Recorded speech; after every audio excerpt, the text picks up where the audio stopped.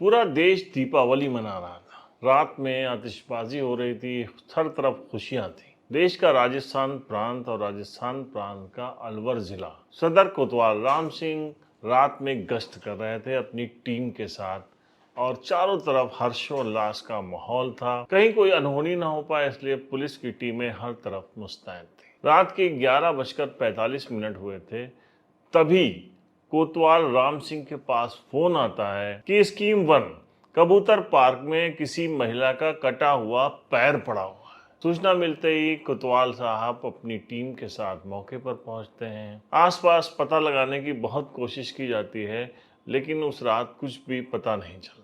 इसके बाद पुलिस के पास अलग अलग दिन फ़ोन आते हैं, और उसके बाद फ़ोन के बाद जब पुलिस मौके पर पहुंचती है तो जगह जगह किसी महिला के शरीर के टुकड़े पीसेस उसको बरामद होते हैं। अब पुलिस पता लगाना शुरू करती है। अलवर के सभी थानों में पता किया जाता है कि कोई गुमशुदा महिला हो जिसके बारे में कोई पता न चल पा रहा हो, या कोई ऐसी महिला है जिसको अगवा किया गया हो, लेकिन कहीं ना कोई केस रजिस्टर्ड हुआ था और ना कहीं से कोई भी किसी तरीके की शिकायत या सूचना पुलिस को मिली थी।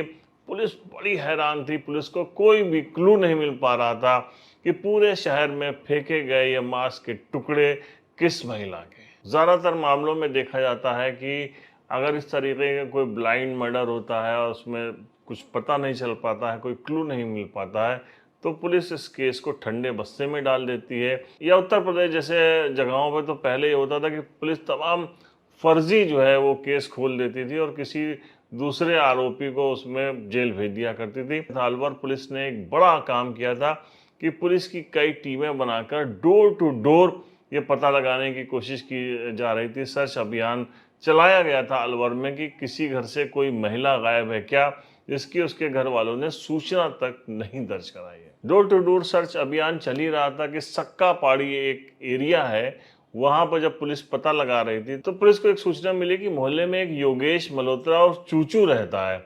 उसकी पत्नी कई दिनों से नजर नहीं आ रही है, वो घर में अपनी बेटी के साथ रह रहा है।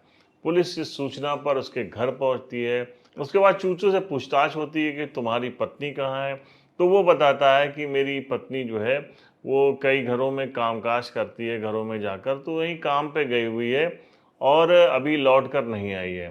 पुलिस को कुछ शक तो होता है उसकी बातचीत से। उसकी जो बेटी होती है वो बहुत डरी होती है, पुलिस को कुछ भी नहीं बताती है। तो पुलिस को कुछ शंका होती है, लेकिन पुलिस वहाँ से चली जाती है। अब कुछ ही देर के बाद जब वरिष्ठ अधिकारियों को ये बात बताई जाती है तो उनके निर्देश पर पुलिस फिर पहुंचती है योगेश और चूचू के घर, लेकिन तब तक वो घर में ताला लगाकर फरार हो चुका था।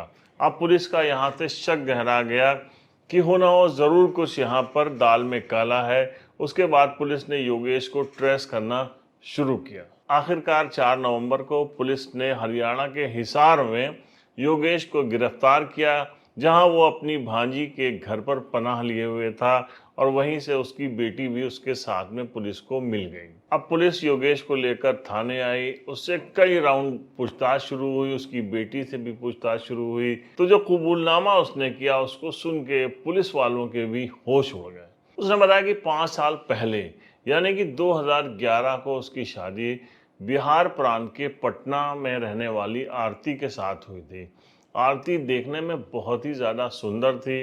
वो लोगों के घरों पे काम करने जाती थी, और इसलिए उसके मन में शक पैदा होता था कि वो बहुत सुंदर है और वो लोगों के घरों पे काम करती है, तो उसका किसी से प्रेम प्रसंग चल रहा होगा। ये शंका उसके दिल दिमाग में इतना ज़्यादा हावी हो गई कि वो सोचने लग गया कि किसी न किसी दिन वो रंगे हाथ पकड़ लेगा तो आरती को मौत के घाट उतार देगा। बात 30 अक्टूबर 2016 की रात की है। वो अपने घर पे था, दीपावली की शाम थी, चारों तरफ खुशियां मनाई जा रही थी, आतिशबाजी हो रही थी।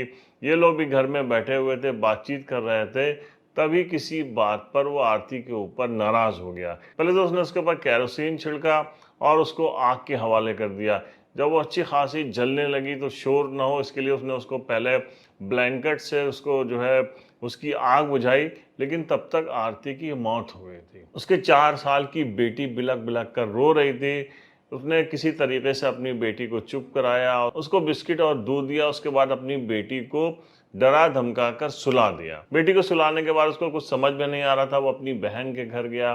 पहले उसको बताया कि इस तरीके की वो उसके ऊपर जो है गुस्सा सवार था, उसने बीवी को मार दिया है आग लगाकर, अब हम क्या करें, इसको कैसे जो है इसको लाश को ठिकाने लगाएं।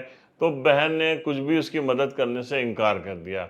वो फिर घर लौट के आता है। घर लौट के आने के बाद उसने एक धारदार चाकू और एक आरी का इंतज़ाम किया था, जिससे उसने पहले अपनी वाइफ थी आरती, जिसकी लाश वहाँ पड़ी थी, उसका ये दोनों हाथ काटे।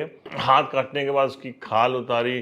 खाल उतारने के बाद आरी से उसके दोनों शोल्डर के पास से जो है वो हाथ काट दिए। फिर छाती के ऊपर पैर रख के उसको दोनों पैर का काटने के बाद मरोड़ के उसको अलग अलग किया। कई पार्ट्स करने के बाद उसने सब कुछ पूरा जो है फ्रिज में अलग अलग करके रख दिया, और दूसरे दिन से उसको फिर दो दो पार्ट्स ले जाके वो पॉलीथीन में रख के शहर के अलग अलग इलाकों में फेंकने लग गया। उसके कबूलनामे के बाद पुलिस ने योगेश और चूचू के घर पे छापा मारा। घर से वो चाकू, आरी और वो खून से सने हुए आरती के कपड़े, बहुत कुछ उसके घर से बरामद हो गया।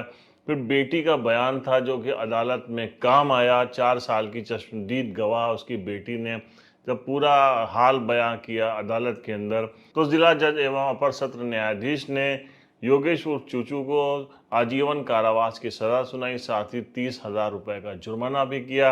अपने 77 पेज का जो फैसला उन्होंने दिया, उसमें जो एक बात लिखी थी जज ने, वो हम आपको पढ़ के सुनाते हैं। एडीजी संदीप आनंद ने कहा कि योगेश ने जिस अग्नि की शपथ लेकर अपनी आरती को रक्षा करने का वचन दिया था, उसी अग्नि से पत्नी की जलाकर नृशंस हत्या कर दी।